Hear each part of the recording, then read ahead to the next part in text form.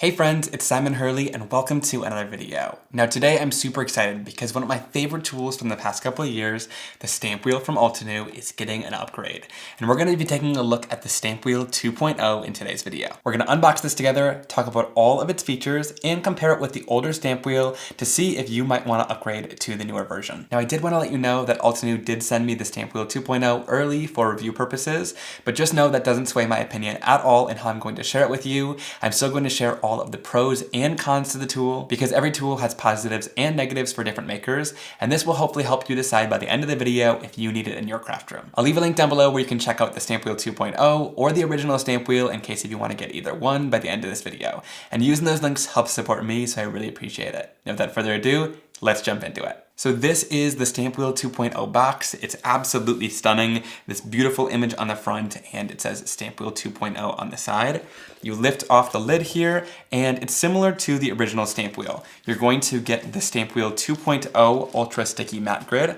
Now the difference between this, it's the same exact stickiness, it's just a little bit larger because the new Stamp Wheel 2.0 is a larger version. And then down in here, you're going to get the acrylic flip plate, which has the radial design etched into it, which we'll talk about in a little bit. And then you're going to get the Stamp Wheel 2.0 base, which looks like this. And I can already tell this one's a little bit bigger than the original stamp wheel, which is going to be great for makers who might have struggled with that size and wanted something for larger projects. All right, so that's all that comes inside of the box. We'll put this away and set it off to the side. And then if you've never seen my original stamp wheel video, let's talk about setup. So we're going to pull out the Ultra Sticky Matte Grid, and this is what makes the stamp wheel incredibly special. It's one of my favorite features of the original stamp wheel. I use it all of the time for stamping and stenciling, and it really has been game-changing for my crafting. And I know there's several different sticky grids on the market, but what I love so much about Altenew Sticky Matte is that theirs has this sort of gridded design on the bottom of it, which makes the surface not totally smooth, which is exactly what you want when you're laying it down on your work surface. And I'll show you that in a second. And then we can go in and peel off the other side of the sticky mat as well. And this sort of looks like it's meant to be left on the grid here. I got a lot of comments about it in my last video, but it is not. So you can peel this off. This indexing is just sort of like what you would have on a stamp set too, where it shows you the design of the stamp. But this is meant to be discarded as well, so you don't need to keep either part. Then we're going to take this with the textured or gridded side facing downwards, and we're going to place it right into our stamp wheel. Now this feels a little bit like flimsier than the original sticky mats. It doesn't seem quite as thick, which will be interesting to see if it affects the performance, but I'm sure they've planned that all out already, so it'll work perfectly inside of here. And we'll just lay that right down. And I love how easily it sticks down into the Stamp Wheel 2.0.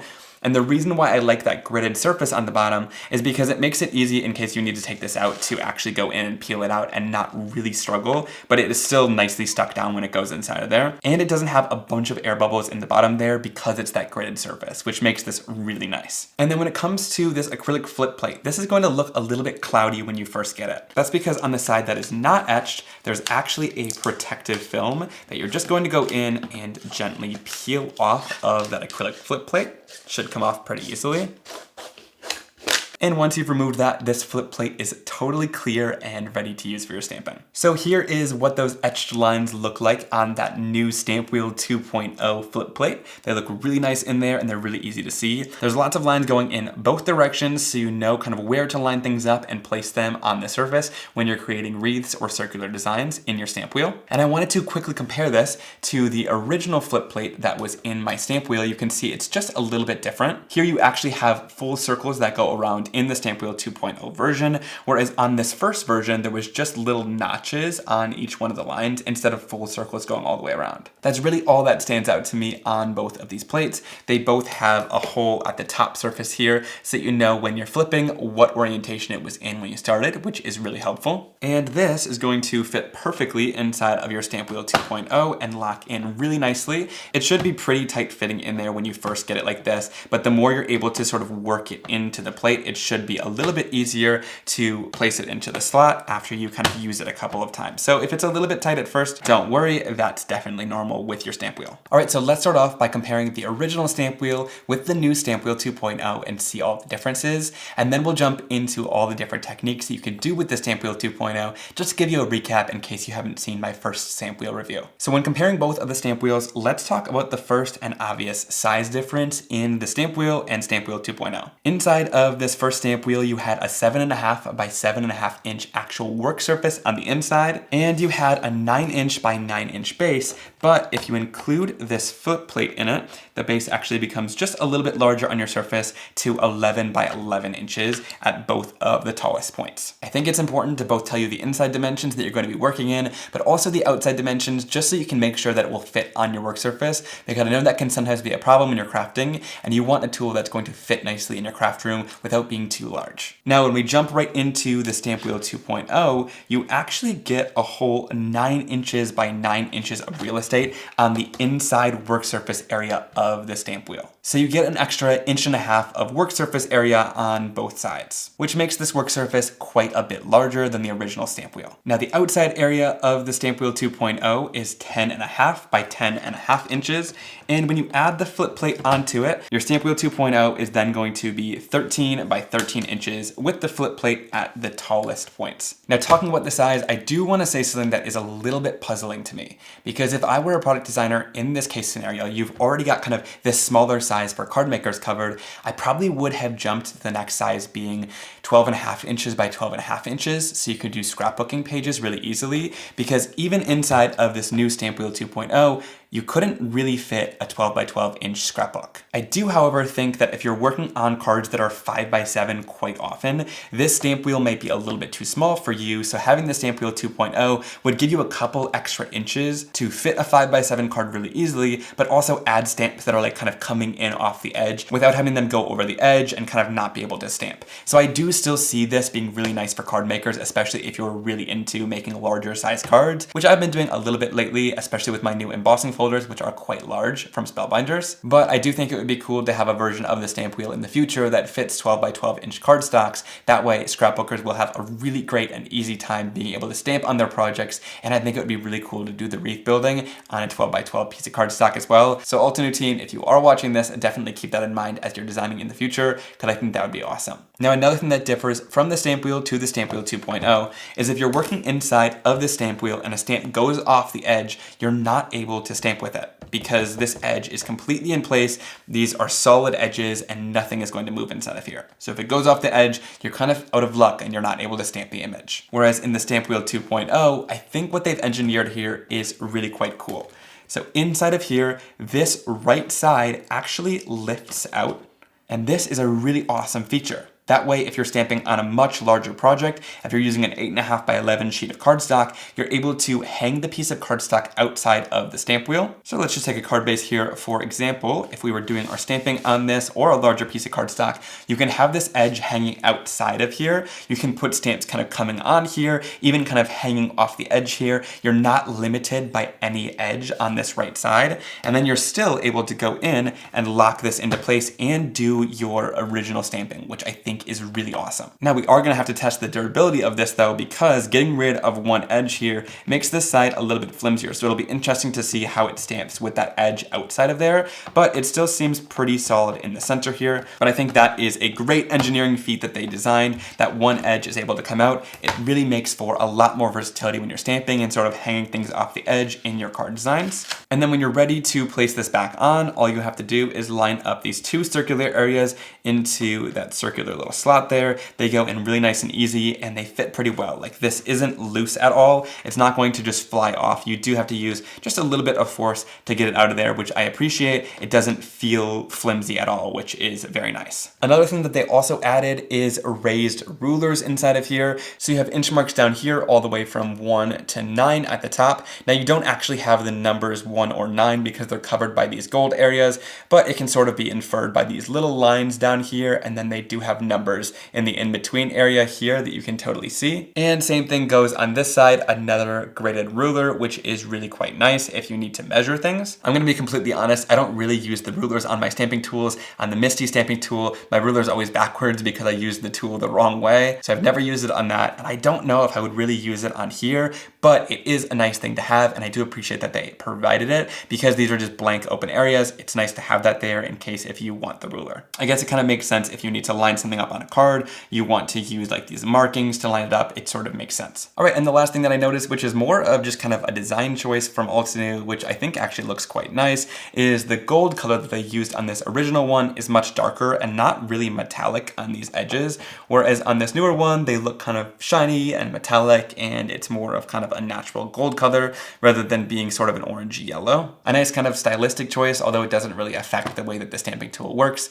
I thought I'd point it out. All right, now let's recap all of the things that the stamp wheel and the stamp wheel 2.0 can do when it comes to different card making techniques as well. So first, let's just start out with regular stamping. So I'm going to take my piece of Simon Hurley Stark White cardstock and place this right down into the center of the stamp wheel 2.0 on this sticky mat. And this holds the cardstock really nicely in place. I've got to say, this is probably one of my favorite parts of the stamp wheel. Altenew was the first company to create a sticky grid mat like this, and I think they did a great job. That cardstock is not going anywhere, and that photopolymer material really holds it down nicely. Then I'm going to go in here with a stamp set. I'm going to use the sketched Santa stamp set that I released with Ranger. I'm going to go in with this cute little Santa that's holding a gift. And we'll use the sentiment that says he's making a list and checking it twice. And we'll just lay these right out on our card project. And then I'm going to go in here with this acrylic top plate. I like to start off by sort of locking it into these bottom areas down here. And then we'll go up into these top ones and place it down and lift it up.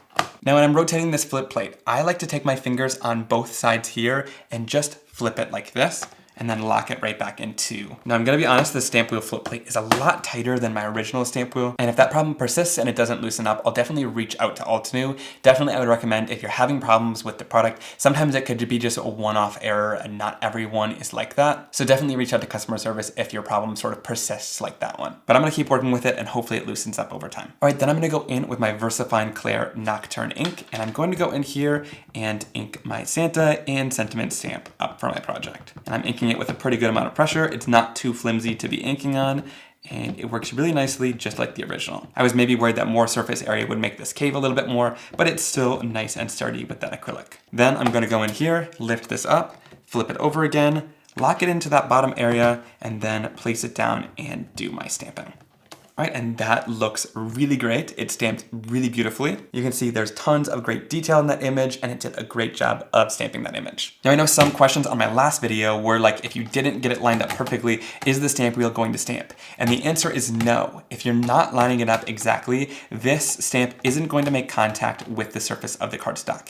Even if two are in and the other two aren't, it's not gonna make contact with the cardstock there and ruin your project. It's only when you have it in all of the grooves does it start making contact, and then you can do your stamping. And when it's all locked in, it's going to stamp perfectly on top of each other. Now, one thing I also really love about stamping tools like this is I can line up my cardstock in the exact same spot that my other cardstock is, place it down, and we can re-ink up our image and stamp the card again, which is really nice. So if you have images like this in place, it's especially nice for Christmas cards like this. And I'm actually going to make a little mistake here on purpose, so I'm just going to wipe off some of that stamp. But what I was saying is, if you have images like this in place for, let's say, Christmas cards that you want to mass produce, it's really easy to just place your cardstock in the stamping tool and stamp in the exact same spot every time to create your card project, which is awesome.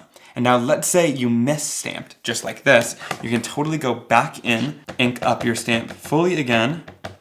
And this comes with the same thing as we were double stamping earlier. But if you made a mistake, it's going to line up in the exact same spot and re-stamp perfectly. And you still get all of that crisp and insane detail that the stamp had. It doesn't double stamp at all, which is awesome. All right, I wanted to share that you can stamp in the exact same spot, and you can double stamp if you need, and it won't ruin the stamped image. Both of those are really important in a stamping tool, and I think the stamp wheel does a great job at both. Now, one thing I also love is if you have a project sitting down here and you're doing your stamping, but let's say you're done with the stamped image, you want to clean it up and put it away, you can spray a little bit of water down on the surface and do your cleaning of your stamp. Now, what I love about this acrylic flip plate in the stamp wheel is it's totally, completely covering up your project, and anything that you spray or clean on top of the surface isn't getting to the card underneath it because of this large acrylic surface. So you're able to clean stamps and pull things off without having to worry about ruining your project underneath it. All right, now let's talk about layering stamps in a fun and easy way inside of the Stamp Wheel 2.0. We're going to place our piece of Stark White cardstock up in the top left corner of the stamp wheel. And I do love that the STAMPWHEEL 2.0 has a lot more room and surface area inside of here. That way you're able to even easier do this technique with larger images. Then I'm going to go in with the stamp set called Tie-Dye Motifs. And this is a fun layering stamp set because you can use these images to layer up together in several different colors to get a realistic looking tie-dyed effect. So I'll start off by peeling off the largest image first, and I'm going to place it down onto my card. I think there is perfect for the example. Then we're going to put our acrylic plate down, making sure the hole is up top here, and we'll lock this down in place to pick up our image. Flip this over, and then we can ink this up in our lightest color. So here I'm going to use a little bit of Breakup Blue ink from my Simon Hurley Create line to ink up my stamp. We'll flip the plate and stamp it down onto the stark white cardstock. Now if we want to, we can double stamp this to make it a little bit darker. If you double stamp a dye ink like this, each layer will become just slightly larger as you build up the color, which is really quite nice. So you can see that first layer is a little bit darker now, and you have the tie-dye effect started. Now next I'm going to go in with the second layer of the tie-dye design. And you don't need to be super particular about this tie-dye design. You can kind of just line it up where you see fit, and I'll just line it up in between some of the other tie-dye lines. And then this is where we started with that circle up top. It's going to line up exactly over top of this image. So what we're going to do is take this and turn it 1/4 turn. So you'll know that you turned it 1/4 turn when the circle is over at this side. Then we're going to lock this in place at the bottom here and lock it in place to pick up the stamp. Then we can flip it over and we'll do our stamping with our second darkest color. Here we're going to go in using a little bit of this beautiful, bright and vibrant No Diving color and flip it to stamp down onto our cardstock. That looks perfect when we lift it off. You're starting to build up that tie-dye effect. And then last but not least, we'll go in with the smallest layer. We're going to line up the lines right in between all of the others with this design. Now here is where we lined it up last time with the hole being at the right side. Then we're going to rotate it so that that hole is at the bottom now. And we're going to pick up this third stamped image. Again, this is a little bit tight in the corner here, tighter than I'd want it to be. So I'm probably gonna reach out to Altenew about the flip plate. And for the darkest image, I'm going to stamp it out using a little bit of Midnight Snack ink, which is my darkest color. And we'll flip it, lock it in place, and stamp it down. And when we're done, here is what that beautiful tie-dye design looks like. I think it's a really cool and unique looking layering stamp. It looks really beautiful at the end, and I could totally see like building up a background with all of these different tie-dye markings to create a beautiful and unique background for your card project. Now what's cool about this is it makes layering stamps just a little bit easier, but also what I love about it is now that you have this lined up on your card, again, if you're going to mass produce cards, because stamping tools are really great for making lots of cards of the same design, you can then take another piece of stark white cardstock, lay it in the left corner like this, and then you're able to repeat all of the same steps. So start with the hole at the top here, stamp down that first layer, then move it so that the hole is at the right side here, stamp down the second layer, and then you're able to stamp down the third layer by rotating it one more time. So I love that once you did the work to line everything up once, you're easily able to make lots of cards the same exact way with all the images lined up perfectly for you. And again, with that 9.5-inch work surface now, when you're rotating this, the stamps don't kind of overlap on the card project, whereas if you did this technique on the smaller stamp wheel, this stamp would kind of overlap a little bit more on your card, which isn't a huge deal, but you just have to make sure these are clean in between the layers then. But not a huge difference as far as technique goes. You can definitely still do that technique in the original stamp wheel as well. All right, now I think I'm gonna go in here and use the STAMPWHEEL 2.0 to sort of fill in the rest of the design with these tie-dye motifs, because I think I can make a really cool background with it. All right, and that is what that beautiful background looks like once it's done using those tie-dye motif stamps. Kind of by itself, it doesn't look like a ton, but when you do a whole background like this, I think it creates a really cool and unique design, and I absolutely love how fun and colorful it is. But before we move on, let's talk about cleaning our stamp wheel photopolymer mat, because you can see there's a little bit of ink all over here. But don't worry, cleaning this mat is very easy. All you're gonna do is go in with a little bit of water, spray this down, and you're going to use a lint-free cloth or paper towel. I find works really well, and just go in here and swipe all of the ink off of that surface. And my Simon Hurley inks clean off really well. They don't stain the stamp wheel mat, which is really nice. But if you have an ink that's a little bit more difficult to remove, it might stain the stamp wheel surface. It's made out of photopolymer, which is the same material that high quality clear stamps are made out of. So likely if your ink stains a clear stamp, it's probably going to stain this photopolymer mat, but that doesn't really matter because a stained stamp is definitely a love stamp. Same thing goes for your work surface. This is how my original stamp wheel mat looks after lots of use for months, and it's still nice and tacky even with all that it's been through, with lots of cleaning and lots of inks and mediums thrown at it. If you use a harsher ink, you can also use a stamp cleaner on here. Anything that you're able to use to clean your photopolymer stamps, you're able to use on this mat as well. Now, once all the water evaporates from the surface, your mat goes back to being very sticky. If you find that it's losing a little bit of its tack though, spray it down with water and clean it off. Sometimes there could be kind of dust particles on the surface that make it not sticky, but usually spraying it down with water and cleaning it off makes it sticky again. I do have to say, after lots and lots and lots of use, you might have to replace this sticky mat. They'll start selling them separately very soon, like they sell the original sticky mat separately. I've had to replace my original sticky mat one time in the year that I've been using it, and it has been through a lot. I use it so often, so it really retains its stickiness very well. Now let's dive into a technique that's going to be very helpful with the larger STAMPWHEEL 2.0 when you're doing your stamping on your card project. So let's say I were to want to stamp down an image like this background stamp. This is the flowering mandala. This is a red rubber background stamp, and sometimes with this background stamp, I like to stamp it off the edge like this, kind of hanging off the edge of my card. And this isn't even the best example because there's many stamps that are much larger than this one.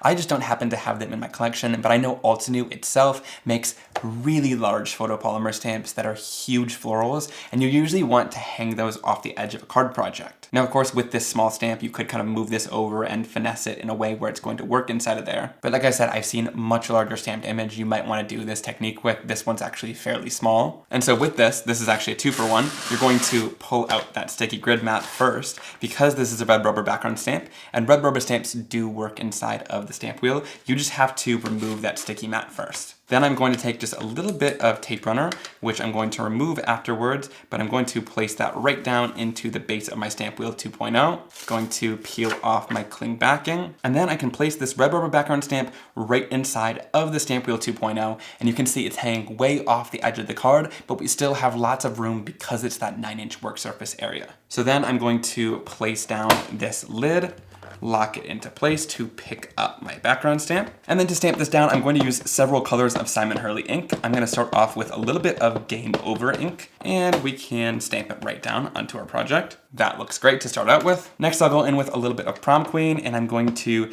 stamp down right next to that original color. And this is also nice about the stamp wheel or a stamping tool. You can use multiple colors and put them on your stamp separately and sort of blend them together when stamping. That way you don't have to overlap your ink pads a ton when you're doing your stamping. You can see that blended beautifully into that new pink color there. Then we'll go in with Guppy next, which is this nice light orange color.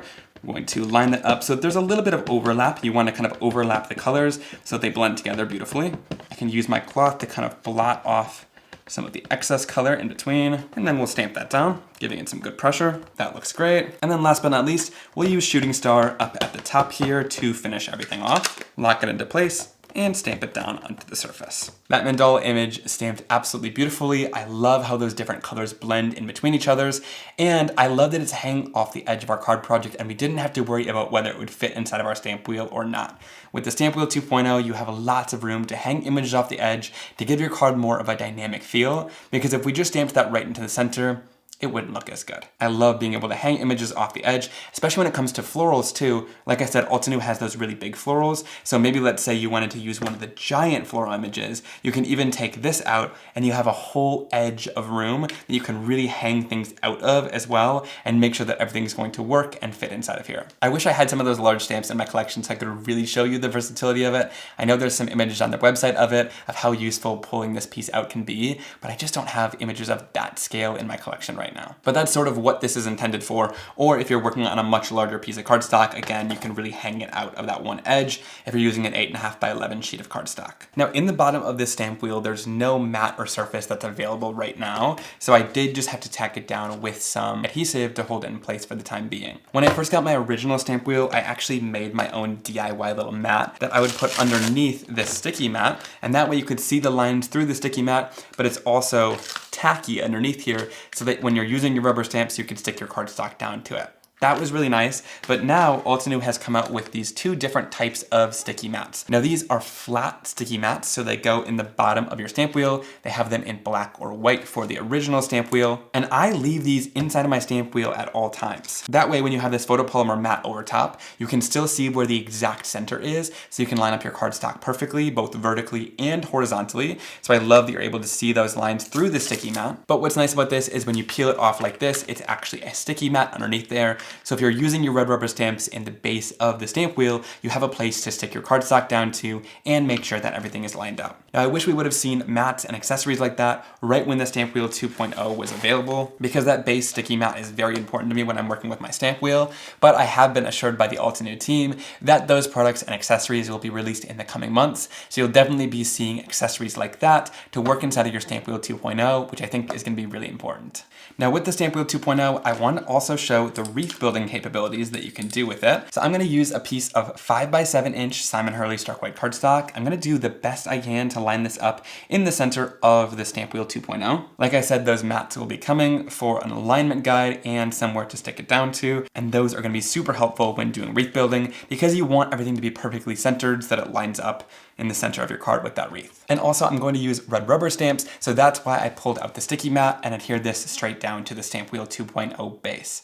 Now here I'm going to go in with the leaf print stamps from my Simon Hurley collection. I think this is going to create a really beautiful fall wreath, which I think is awesome. So let's go in and start with the biggest leaf that I want to use, which is going to be this little cluster of 3 leaves. These images are a little bit larger, but I think they're going to work well on this 5x7 footprint. And then let's talk about lining images up on this etched surface, and I'm going to put in a piece of black cardstock just for the time being so you can really easily see these etched markings. So with these etched markings, you really want to think of things in groups of 4, but you also want to look at these radial lines and make sure that your image is fitting inside of them in order for it to work. So let's say I want this image to stamp 4 times throughout the card and be evenly dispersed all in the rounds. I'm going to then go in the cross method, so right here and right here are the lines I want to sort of line this up with to make sure that it's going to line up 4 times perfectly around. You don't need to really geek out and think too much about these lines. You could just place it down and kind of rotate it and see where it goes and see where it takes you. But if you want things to line up perfectly, that's where these radial lines really come in handy.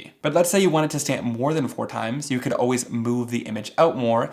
This makes it so that it's going to rotate a couple more times around, but I would encourage you to still keep it inside some of these radial lines. You can see it's inside of this one and inside here, because if it's overlapping like this, that means the images are going to overlap a little bit. So let's see, I think I'm going to place it right here because I want this to circle a little bit more than 4 times around. And we'll just see where that takes us in our stamping. For this, I'm going to use a little bit of Guppy ink for the base color. And then with these fall leaves, I think it's kind of cool to go in and just speckle in a couple more colors. It doesn't need to be perfect. It can kind of be a little bit rustic. And then I'll spray it down with a little bit of water to get sort of more of a watercolor look. And then I'll flip it and place it down and do our stamping.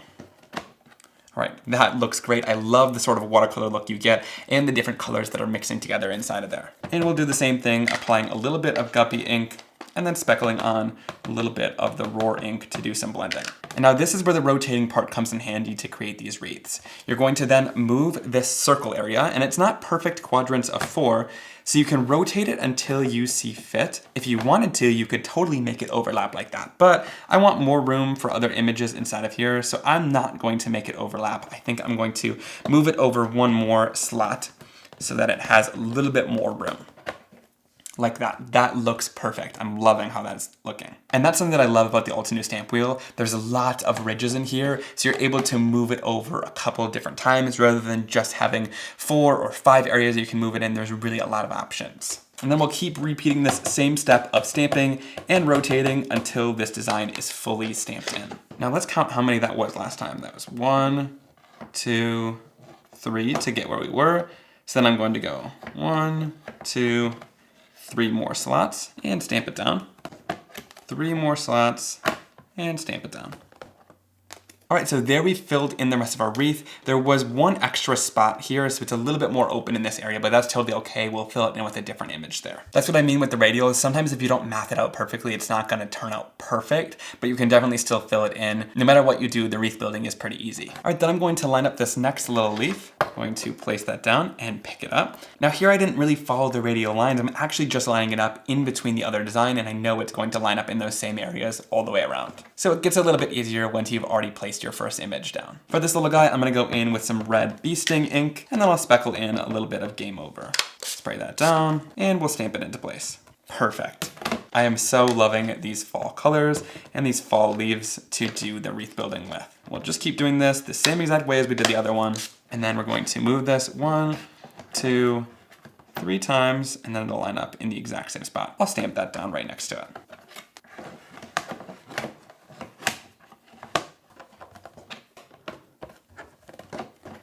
All right, and then lastly, I'm going to fill it in with one more leaf here. We can kind of overlap some parts of the design and pick that up. For this one, I'm gonna ink it up with a little bit of Viper ink, which is a really pretty olive color, and then I'll go in with some fake plant to speckle in some other color.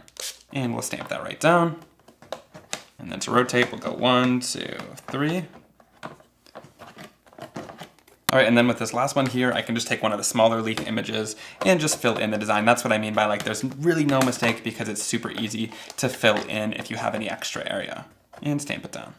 And then we'll lift this out of here and check out that stunning wreath. I think it is so beautiful. This is gonna make such a great card. And I really do love that we were able to do this on the 5x7 cardstock. Especially with wreath building, this larger surface area makes it really easy. When you're using larger stamps like this would not have fit inside of the smaller stamp wheel with the images hanging so far off the edge like this, especially on such a large piece of cardstock like this one. I do have to say that even on using my A2 size cardstock and using larger stamps to try to create a wreath like that, in one of my old stamp wheel videos, I ran into the problem of the stamp running into the edge and not being able to complete the wreath because it kind of hangs over the edge a little bit too much. So this larger work surface is definitely going to fix a problem like that if you've had it before with your stamp wheel. I'm loving these leaf print stamps and kind of creating a watercolor effect with them with several different colors on each leaf. It like really brings these images to life. I can't wait to send this gorgeous card out. All right, now lastly, let's get into the real bread and butter of the stamp wheel and the stamp wheel 2.0. I don't know if I'm using that saying right, but I mean like the best part of it in my opinion. And I mean the bread and butter is the best part of the meal, so I think I am using that phrase right. But my favorite part has got to be these ultra sticky mats from Altenew made out of the photopolymer. And I love this so much, not only for holding down your cardstock when stamping, but I also love it for stenciling. And let me show you this really quickly. Okay, so to start out my stenciling, I'm going to place down a piece of A2 size Simon Hurley stark white cardstock in the center of my stamp wheel 2.0. And by the way, this totally works with the regular stamp wheel as well, with this sticky mat inside of there. They're both the same, so this is not just with the 2.0. This sticky mat is available in both. And for this project, I'm going to use the In Bloom layering stencil. This has 3 different layers that's going to create a really beautiful 3D looking floral background in the end. I'm gonna start off with the largest layer, and these actually have little etched markings in the bottom right corner, so it says 1 bloom, 2 bloom, and 3 bloom, so you know kind of the right orientation. That's how you know your stencil is gonna line up in the exact same spot. However, with my Simon Hurley stencils, there's a glossy side and there's a matte side as well. When you're using a sticky mat like the sticky mat inside of the stamp wheel, which is super sticky, you want to take the glossy side and face that down towards the sticky side of the mat. If you use this matte or coated side and you face that down towards the sticky side, you have a possibility of the coating ripping off of your stencil, which will make your stencil clear and see-through, and it'll leave a kind of residue on your sticky mat. So glossy side of your stencil facing down towards the sticky mat, and then we can line it up in place here. And once it's all aligned, we can then stick this down into the sticky mat, and it's going to hold your stencil really nicely in place. And I'm not talking like hold in place where you have to hold it down with your hands. I'm talking like this stencil isn't going anywhere. It's really nice and stuck down. So then we're able to go in with our ink pad. Here I'm going in with a little bit of Shooting Star ink, which is my lightest yellow color. And I'm just going to go in and blend this out super easily. Now for this, I'm using Altenew's large blending brushes. I really love these because they cover so much surface area at once, which makes it really easy to blend out a large background like this super quickly. Then we can peel off the first layer of our stencil. Then we'll move in with our second layer and again flip it so that that glossy side is facing down towards the sticky mat. You're going to line up the florals so that the petals are lining up in between the last petals that we blended, and then we'll stick it down into our sticky mat to hold it in place. Next, I'll use the same yellow blending brush because I have one for each color family, and I'm going to go in with a yellow mustard color called Slippery When Wet, which is going to be my mid-tone. So this is just slightly darker than the last yellow color. And we'll blend it right through the stencil. And you can really see, like, I'm not even holding the stencil down at all with my hand. it's super stuck in that sticky mat, which is really nice, and it gets held in place while we do our blending. All right, once that's done, we can go in and peel off our second layer. You can see this is layering up really nicely to create a great looking 3D floral. And then last but not least, we'll grab that third layer of the stencil. Again, we'll flip it so that the glossy side is facing downwards, and we're going to line it up so the last layers of the petals go in between the layer that we just blended. We'll lay that down and stick it down into the sticky mat. And for this layer, we'll switch to an orange blending brush, and we're gonna use a little bit of this yellowy orange color called Guppy, which is going to be our darkest color for this layering stencil, and blend this right through the last stencil. And when we lift this off, check out that beautiful blend of colors. I absolutely love how this looks. It even holds down that cardstock really nicely, so we'll gently peel that off. And check out that really great 3D looking blend that we got with the In Bloom stencil.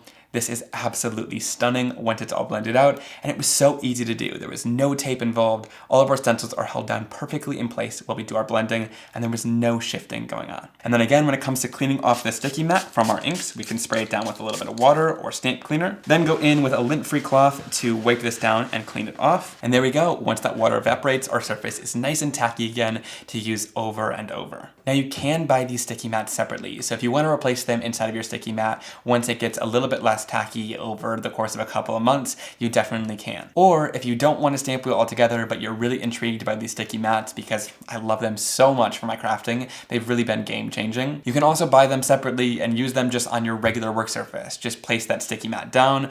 Like I said, one thing I love about it is that grid mat, so you're able to sort of place it down without any air bubbles really easily. It'll stick to your surface for the time being, and then you can lift it off and move it around. The thing I do have to say about it being out in the open like this and not covered at all is it might get a little bit dusty a little bit quicker, so you might have to clean it off quite often. So I do like to keep mine inside of my stamp wheel even when I'm just stenciling with it, because it gives me a really easy way to sort of lift the project up and move it to the side if I need to. But it also allows me that once I'm done crafting, I can just take the lid, stick it down onto my stamp wheel, and that ensures that no dust is getting inside of here, and that sticky mat is staying nice and sticky until the next time I want to use it. Now you also could put the plastic back on it if you don't use it inside of the stamp wheel, and that's another way to keep the dust off the surface. But I do have to say, it's a little bit of a hassle to sort of have to peel this back every single time you want to go in and use your sticky mat, because I use mine quite often. Now this is the even larger sticky mat. This one doesn't fit inside of a stamp wheel, but I do love this one for larger stencils and doing big stenciling projects on my surface. It is really quite nice. The other thing that I really love about this larger version of the sticky mat is that I'm able to place down my cardstock and a stencil over here, and then I'm also able to put my ink pad on this side, and then your ink pad isn't moving as you're doing your blending and inking things up as well, and you're able to easily do your blending kind of hands-free, which is really quite nice. So I do like this larger sticky mat because you have that extra work surface area to put your ink pads, and it's not like too sticky where your ink pads or anything get kind of stuck in there. It just sort of tacks them down for the time being while you're going in and doing your simple blending on your surface. So I do have to say, if you fall in love with this sticky mat and you have your stamp wheel, you might want to look into this larger version of the sticky mat. Or if you're not into getting a stamp wheel at all, you're convinced you're not going to use it, maybe you still want to look into getting this ultra sticky mat, and this big version is really great for ink blending and doing stenciling. All right, now coming up to the end of the review here, I want to sort of wrap things up and cover all of the key points that we talked about. Now let's talk about price point really quickly. The new StampWheel 2.0 is $135. That's its original retail price, whereas the original stamp wheel is $100. So there is a bit of a price jump there, but you are getting a much larger work surface in the StampWheel 2.0, as well as that removable edge, which makes it very versatile. You're not sort of locked in by anything, and you get lots of features with the StampWheel 2.0. Now let's talk about who I think the StampWheel 2.0 is really for. I look at the StampWheel 2.0 sort of like any product update. Similar to how Apple releases a new iPhone every single year, but the iPhones sort of look and feel very similar year after year, and there's just minor tweaks and updates made. That way, when it's time to update your iPhone after several years,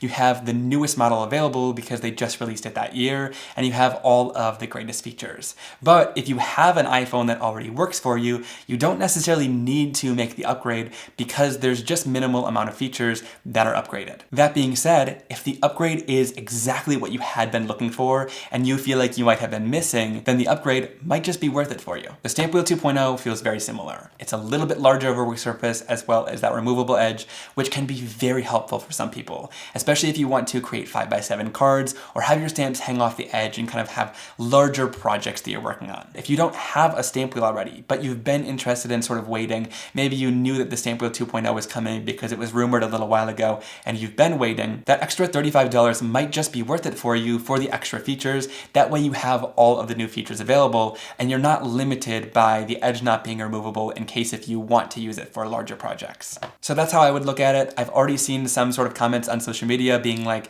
there's already a 2.0 version. I hate how people are shoving products in our faces, but really don't feel the need to upgrade if you already have the stamp wheel. That's how I look at this. I really just look at it as, hey, there's an upgrade available in case if you don't have one or if that's a problem you've been struggling with, maybe you want to upgrade, but it's not necessary for everyone. I do really applaud Altenew for making this 2.0 version. For a small company to have to invest in the molding for a brand new tool, especially with that removable edge, is very expensive for them to do. So kudos to them for putting in that investment and doing all of the engineering that it took to make that removable edge. I think that was a very cool feature that's added to the Stamp Wheel 2.0 rather than just making it larger. I love that they added another feature which makes it more versatile. So even if you aren't super interested in getting the new Stamp Wheel 2.0, I would appreciate if you keep the comment section positive down below. That way it encourages this awesome engineering and these leaps forward in product design, because I think if you get a little bit too dismissive and you're like, hey, this isn't for me, I don't like that they're, doing the new engineering, I think it sort of discourages the innovation and the leaps forward that we're making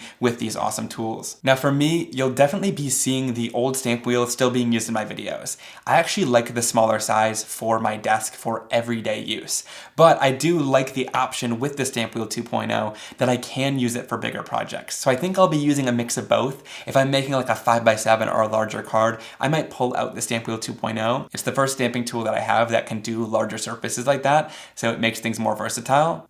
All right, that wraps it up. That was a lot of talking for me. Leave me comments down below in the comment section, letting me know your thoughts. Again, keep it positive, but I would still love to hear your thoughts and opinions down there. It's always fun chatting with you down there and hearing what you guys have to say. And also down below, I'll link all the supplies I used in today's video with the stamps, as well as the different stamp wheels and the accessories. And using those links helps support me, so I really appreciate it. At the time of posting this video, I believe the Stamp Wheel 2.0 is on pre-order, so do keep that in mind as you're making your orders. Thank you so much for watching and spending time with me today, and I'll see you very soon for another card making and crafting video.